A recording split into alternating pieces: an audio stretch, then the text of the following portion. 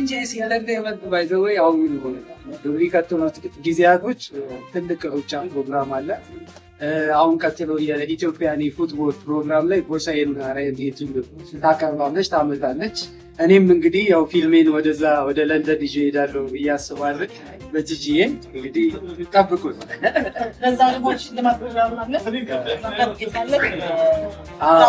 የጉራማይሌ እዛ ላይ ነው እመጣለሁ።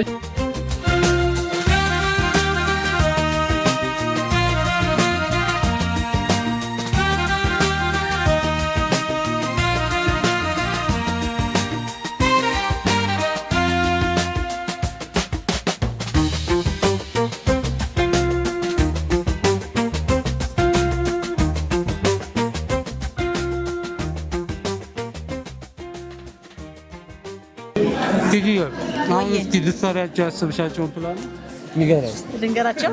እሺ ቲጂኤስ ኢንተርቴይንመንት እንደምታውቁት ከዚህ በፊት ብዙ የሰራቸው ስራዎች አሉ።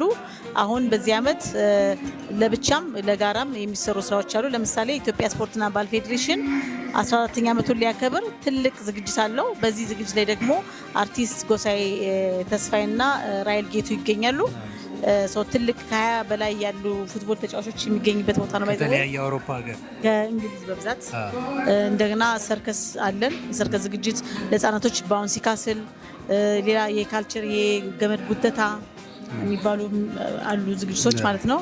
በተጨማሪ ያው ምግብና መጠጥ አለ እንዳለ ሙሉ የኢትዮጵያ ባህል እዛ አለ።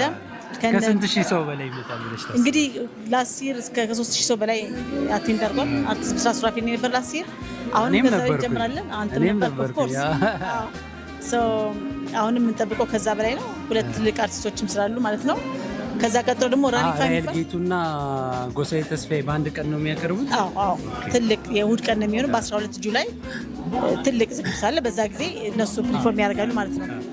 ከዛ ደግሞ ሲቀጥል ራኒፋይ የሚባል ራኒፋይ ይባላል። ትልቅ አትሌቶቻችን የሚገኙበት ዝግጅት ነው።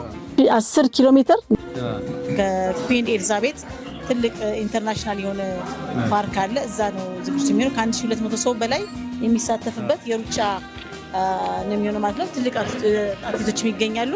እሱ ነው። ከዛ ቀጥሎ ደግሞ ጉራማይሌ እሱ ነው የሚሆነው። 6ኛ ዓመታችን ነው የምናከብረው።